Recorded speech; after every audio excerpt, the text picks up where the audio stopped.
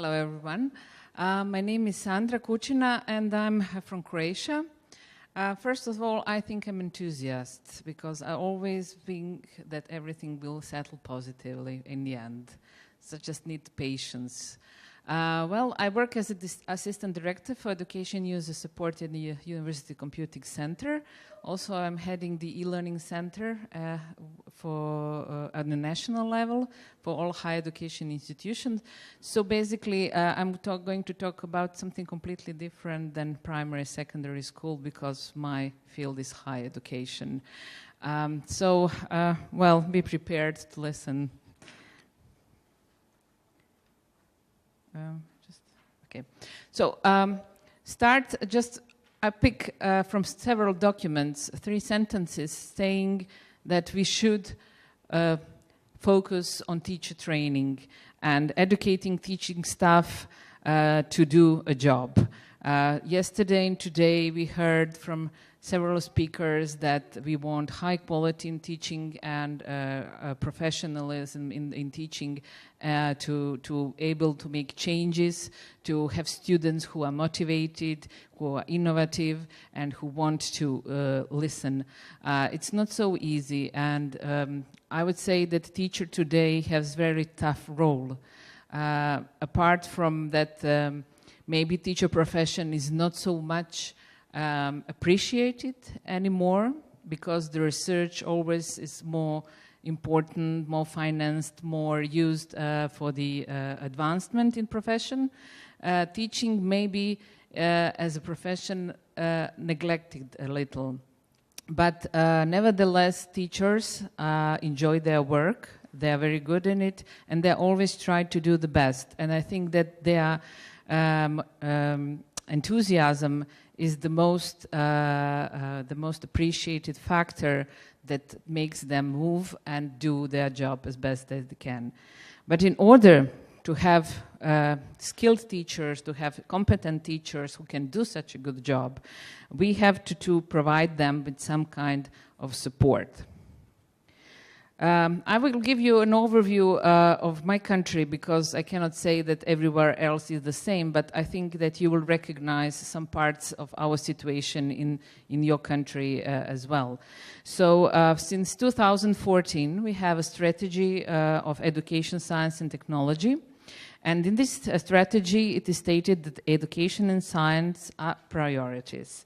Also, it is stressed that there is importance of using ICT in educational process, that we want modern methods of teaching based on ICT, and development of open educational resources. And also, it is said that continuous professional development in pedagogy and other transversal competencies, it's important to provide for teachers. So, like any strategy, it's just a nice piece of paper. But actually, from paper to the action, there is a long, long way. And there has been some changes, but still lots of things to do. So I stated, but we still do not have any recognition of teaching excellence. We don't have initial training for higher education teachers.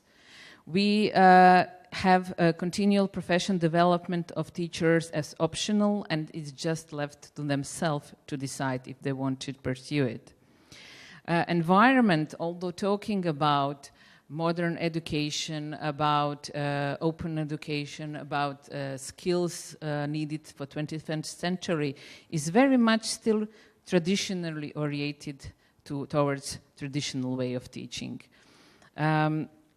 There are good examples, and I think that we just need some time to become more mainstream in this field.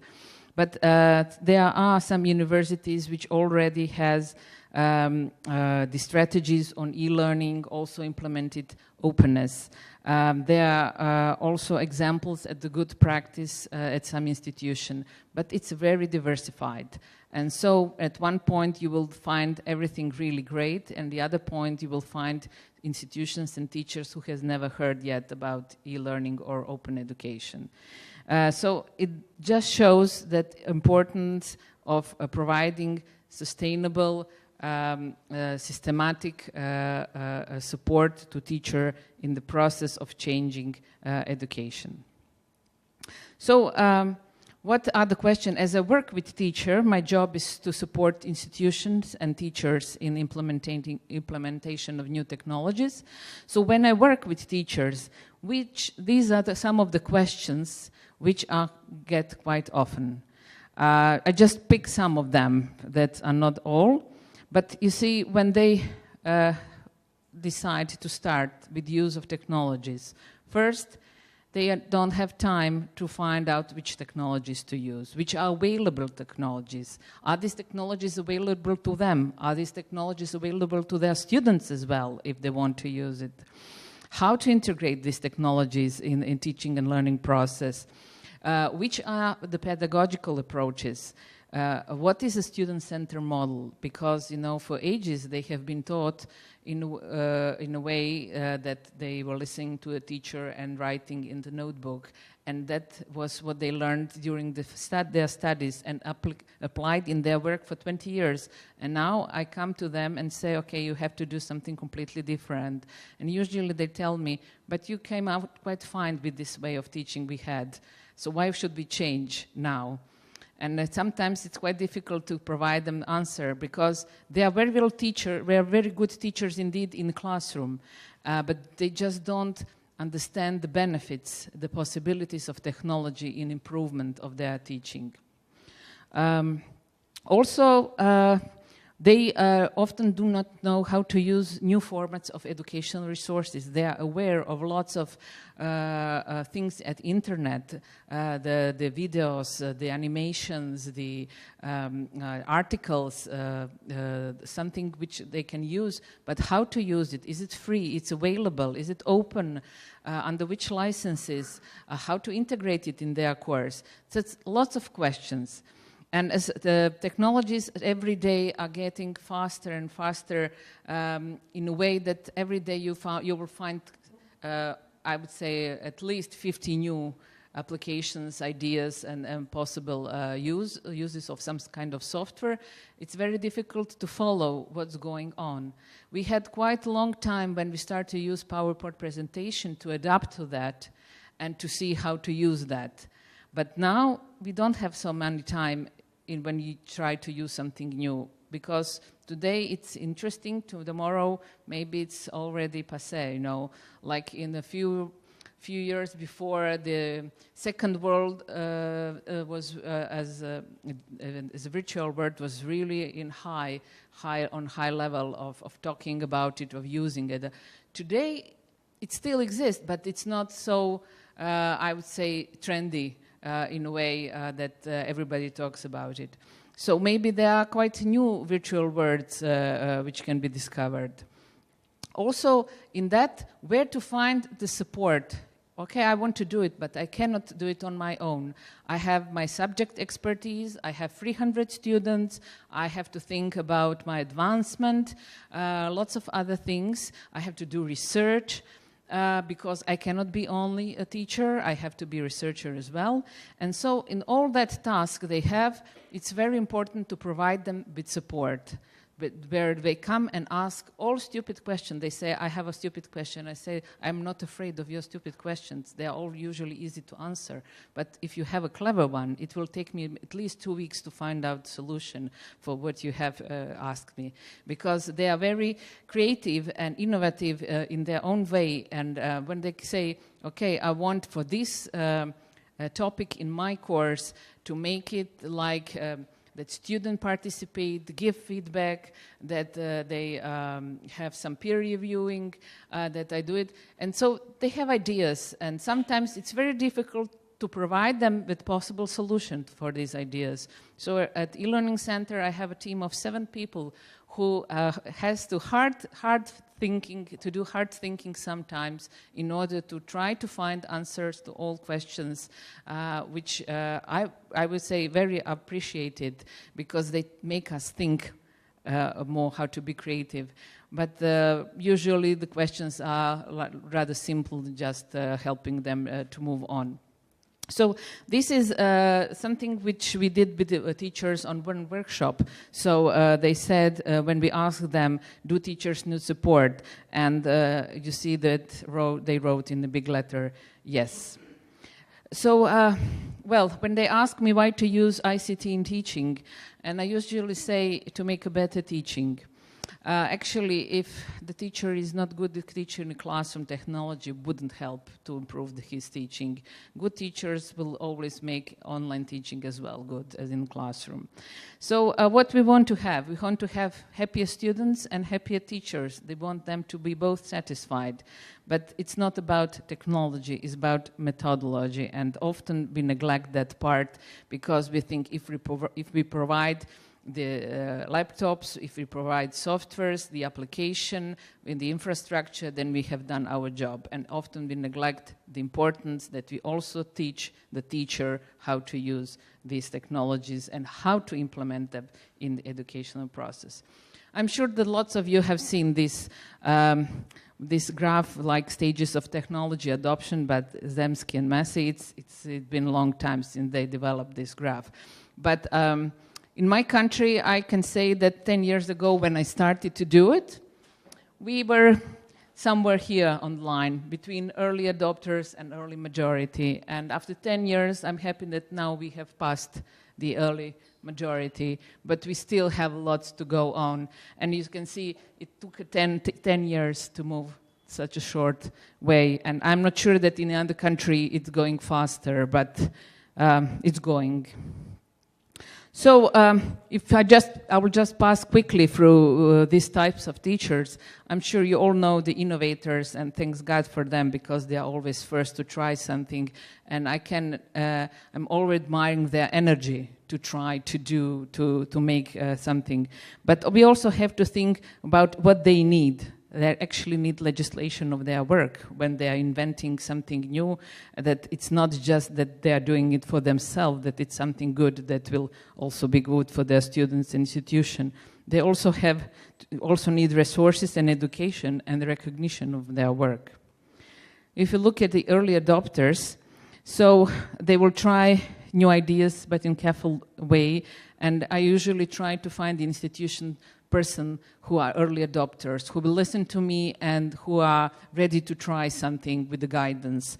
Also, they like to have guidance during their way of implementing something, and also, like the others, they also need resources, education, recognition, and visibility of their work. If we come to early majority, so this is a group of people who is waiting to be pushed, who is waiting that it's a decision on the level of institution, who wants to see some positive examples that something has been going on quite well for some time, and then they are ready to move on. Also, they need instruction and all kind of support. And late majority, well, those people, just leave them be. They're a small amount of people, but I don't think there's anything we can do. It's so much time-consuming to explain to them things, but that it's usually not worth. So what is important is that we need to think about that we have different kinds of support that teachers need: political, organizational, methodological, and technological. And I just quickly pass through all of these. Political, if there's no strategy on a national level, on institution level, there's no policy that they will support teachers and that they provide the infrastructure and anything they need to do, there's no budget to finance it, then it's very difficult. It will just be a teacher's initiative who will be, as long as they have enthusiasm, but when they burn out will stay. Also, the culture change is very important. It's not just the teachers need to change, there's institution change as well, present with management and administrative part as well. Organizational support, so providing them with examples, how can they do it, given them instructions, support and ensure the visibility of their results. Methodological support, okay, they know how to do the courses in the classroom, but having an online course is not just taking material from classroom and put it online. You have to find another way to do it. So course design is very important. Creating materials, lecturing in online environment, providing tutoring and mentoring. We are talking about student-centered work. So different role of teacher. How to manage group work. So lots of issues which they have to learn and find out how to do it. And also technological infrastructure is very important. Tools, education, how to use some technologies and support in that. So from the teacher support, if you see from this picture, we always said, let's start with our needs. Do ask us what we need. Don't presume what we need, just talk with us. And I always say, we are not working for teachers, we are working with teachers, and that's quite a difference. So basically my institution is working in support to teachers in higher education. So we provide lots of technologies and tools, but what I am always very happy to say, most of all, we provide support to teachers. We are the place where they can come and talk and ask whenever they want, and we will try to find the solution. We never say no. We always try to find some way to see how we can help them. As I said, we have to listen to them, work with them, and we have to find different approach for different kind of teachers. So I have a group of 7 people, guys and boys, and I usually see when I'm going to say who I'm going to send to talk to teacher. Some of teachers are older and they need more patience and more time for explanation. Those younger need quicker results, moving faster. So you have to find the way how to work with teachers to make him or her feel comfortable. And so I'm coming to conclusion, and I think that these conclusions we can discuss, have our discussion later. So teachers have positive attitude towards new technology. Let's use it. Let's use it, but not in a way that we left them to on their own. Also, we should make additional emphasis to raise teacher awareness on possibilities to use new technologies in the educational process. Also, if we do not recognize their effort in teaching and promotion, there's difficulties in their advancement and moving on. They also usually say, I do that, I put lots of effort into my teaching, but my colleague is not doing that, and we have the same salary. And he has a poor teaching, and I'm very much innovative and trying to make things better and to work with my students, but nobody is taking on this part. They're just looking at my research. Showing example of good practice in use of e-learning can contribute to recognizing the possibilities and benefits of new technologies. And if it's not a part of overall strategy, or national strategy, as Jeff said this morning, if there's no communication between institutions and government, it's not a policy level on a national level, then it's very difficult to explain to teacher why he or she should do it, while others don't have to do it. So I think that there are lots of issues, but the importance of teacher support and teacher training is, I think, in high priority. Thank you. We have time for discussion, another 20 minutes available on all the kind of many points that you raised, especially on the conclusions. Please, you can moderate the discussion. Yes, okay. And anyone who wishes to make a point, please let me know. I'll bring this up. So, well, do you share my opinion, or you have some different experience in your countries?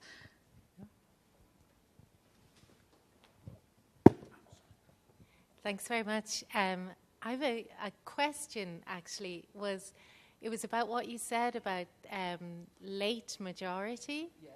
And how they are maybe not worth spending time on. And I just wanted to ask, is that always the case in your experience? Because I think I'm more idealistic, but I don't work I'm not there working in it, so I'm idealistic without practice of it. But I thought that if you have incentives and if they can see it working and if their reasons can be explored, that maybe there is hope? Or, I'd be interested in your views. From my experience, I will always try. But sometimes they just have their own opinion. There's nothing that will change their opinion. And I think then it's better to let them be, because otherwise it will be just like some kind of accusations between each other or difficulties in environment. And it's quite a small amount of people, but they became very passionate in defending their own attitudes and ways of work. And I usually say there's nothing they can say that I didn't hear before. So I can immediately recognize such a person. I'll try, but if I don't see there's any point, I just let them be, because they are mostly at the end of their working age at the faculties. Usually in Croatia it's 65, then they have to retire. So I usually then let them have peaceful way till retirement.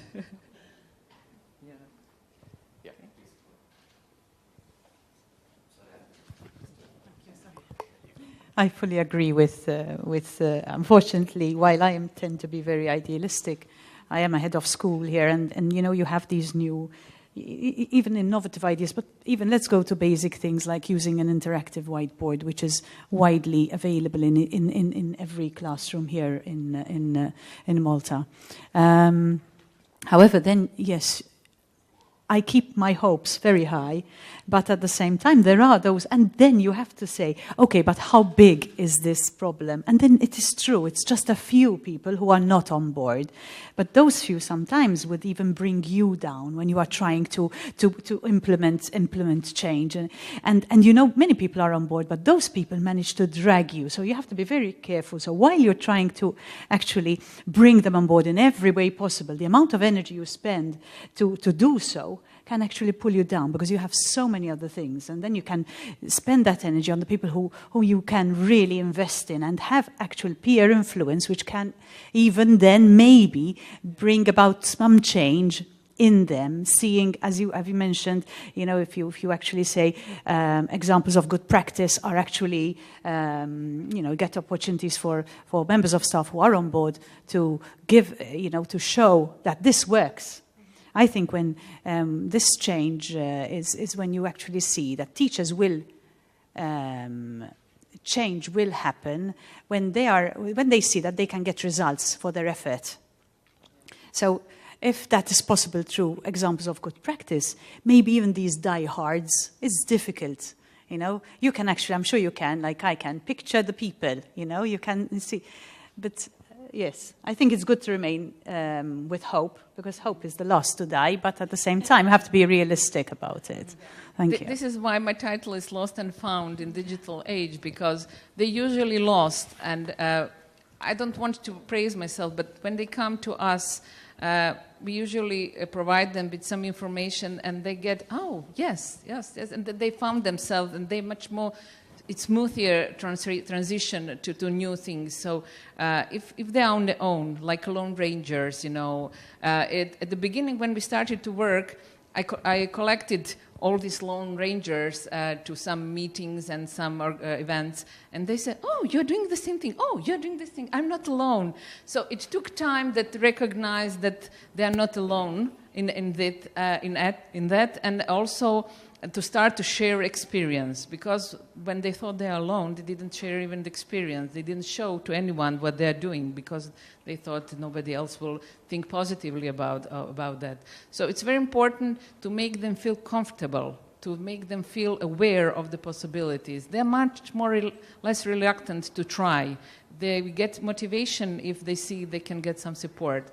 But how far this enthusiasm and support can go if we don't recognize their efforts, if we don't invest in their training, if we don't invest in making possibilities to change the teaching process. We cannot say to him, okay, now you have some tools, use them, and make change. It's not working. We have all stakeholders have to be in that. Administration, management, national level. Students also can be engaged. I usually tell teachers, if you have good students, take advantage of that. Don't be afraid of them. Ask them to help you with the course, to put materials or do some search on internet, not grading, okay, that you leave it to yourself, but take advantage of that and use the students, because sometimes teachers are on their own. They don't have assistant, and they have a number of students, and it's very difficult to organize that. So we have to be quite aware that teacher need support if we want him or her to do what we want actually. We want them to do something, but we actually are not quite clear always what we want them to do. Because when the Bologna process started in 2005, we said we want changes, but actually it took us 5 or 6 years till we found out what are learning outcomes, what is the student-centered learning, how to do it. So it's not easy. It's not easy.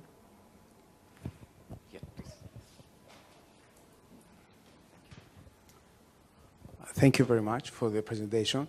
I would like to focus on the last point of the conclusion, because I think that most of the ideas you presented mainly apply to teachers in secondary schools, but some of them maybe can be applied. For example, I can take this example of teachers have positive attitude towards new technology. Mm-hmm.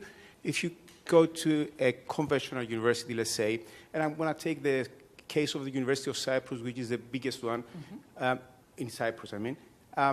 Every professor, because I have a small study case after the meeting in Brussels 2 months ago, every professor said that he has his own IT. Mm-hmm. So he's not very much positive to sit down in a classroom and learn more about IT. But anyway, talking about the policies, which is the most important for me, we try to develop a policy to promote e-learning in our universities. And then suddenly the University of Cyprus decided to start discussions with the Open University of Cyprus to join. So in this case, we couldn't make any kind of policy because we're just waiting for the conventional university, the University of Cyprus, to see if it can be one with the Open University, so they can take all the infrastructure of the Open University, and then they say that we don't need anything more. So in this case, I really agree that it's not only the policy of the state or of the country or the policy that the EU suggests to promote in the countries. It's also the autonomy of the university that sometimes they just stop our policies to go on. Yeah. I agree with you. You always have to find the good time, you know. Sometimes you have to wait for some years that someone in management shows up with the ideas and it's positive towards something new. And with such person, you can move very fast forward. But sometimes it happens that someone not interested in this come, and then you have to wait. So I tell you at the beginning, it's being patient is very important. Thank you. Sometimes I'll come back to you. Sometimes I believe that it is not that the authorities do not want, but it is taken by lecturers. I'm a lecturer myself. I'm on the way out. I use a lot e-learning, but it is an added thing. So you have, I don't have a full load, but others who have a full load of teaching, so they've got to prepare a lot of things, and then you're asking them to do a lot of more work without being compensated. And you are expected to do these new innovations, which is not always that easy, especially for someone who is not accustomed to work in this line of work. So therefore, sometimes it is two-way. Why should I accept this? And rather than discussing with the authorities, whom I know that they are not going to give me extra hours, so I say, I don't want to use new technology. And it's the easy way out. Yeah, I agree with you. So I said recognition and validation of their work and and like in awarding their work, it's very important because we cannot behave like 20 years ago and asking for new things, you know. Okay, you do it, it's in your time hour, 300 hours you have, but you have to use all new technologies and change the way of teaching. It's not working. We have to change everything, you know, not only teacher, but yeah, the culture. So I said the administration as well and management as well. So it's a big thing, you know. And sometimes we just pick a teacher, say you do it. It's not good. Hi, thank you, Sandra. Well, my question is, you know, or my observation followed by a question is that I find one of the challenges, one of the frustrations is that we see the growth of ICT and open solutions on a pilot-by-pilot basis, where we might not necessarily see replication and bringing up to scale, which is what we want, and which would reflect the trends that are happening in the world. So my question is, it's a difficult one, but when you look at intergovernmental organizations like the EU or like UNESCO, what solutions can we assist you with that might not necessarily be based on funding, but in terms of advocacy or awareness or good practices? And you know, if you could be even more specific than the generalities that I'm saying. Yeah, I think one of the things is to make clear that teacher training, continuous teacher professional development should be mandatory at higher education. It's not mandatory, it's optional, so it's an issue which should be changed. Also, finding the way that preparation for modern education, meaning using ICT or online learning, should change the number of hours the teacher usually have for per year, you know. So we have to change here some numbers, you know, saying that, you know, I don't know, this amount of hour for preparation for this amount of time teaching. This should be changed. It cannot stay as it's a preparation for classroom teaching. And also, I would say if finances, we cannot neglect them, but projects which will deal with concrete teacher education, you know, like in pedagogy, new teaching methods, student-centered learning, how to move to this model, how to make innovative teaching, critical thinking, including feedback, formative feedback. It's in such an issue. Also, learning outcomes. It's still very difficult for teachers to make good learning outcomes. If we are talking from the program to the course or to the lecture. So these are the first three I just thought about, but I can make more if you want. Thank you. Any others? We have time for one more. Yes. Hi, I'm Manuel Zammit from Malta. I'm the director for e-learning, although my department has been, the name has changed to digital literacy now. I would like to share with you just one anecdote. I met with this head of school some 10 years ago, which is how much time I've been struggling with this issue of teacher training.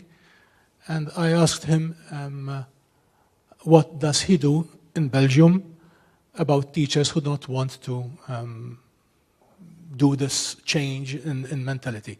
He said, don't water rocks. Now, I was walking a few days later in the countryside, and I came across this large boulder with just one flower popping out of this rock. And I said, should I leave it there or water it, you know? So is it watering rocks or not?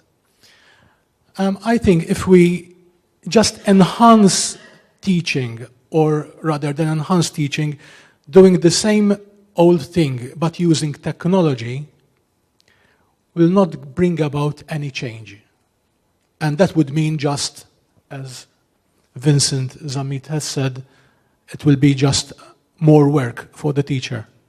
But if we try to support the teacher as you are doing, and I don't know how you do it in such a large country. Are you just the only center? Only national e-learning center in the country. For such a large country. Yeah. But anyway,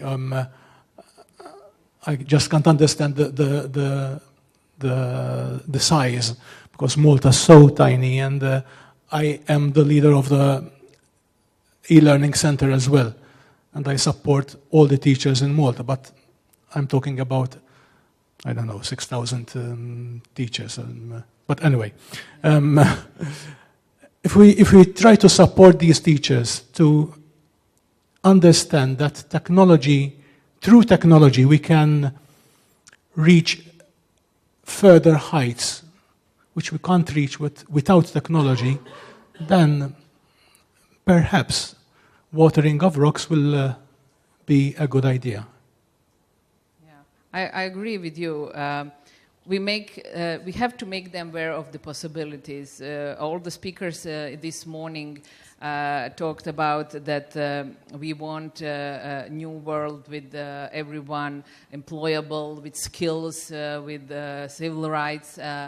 But if we don't change the way we teach people, to make people come out of the schools, of the universities with skills and ideas and views, how they can improve things and move further, then it's a lost job, I would say, and we are unhappy as a society, all of us. And I just have one more slide.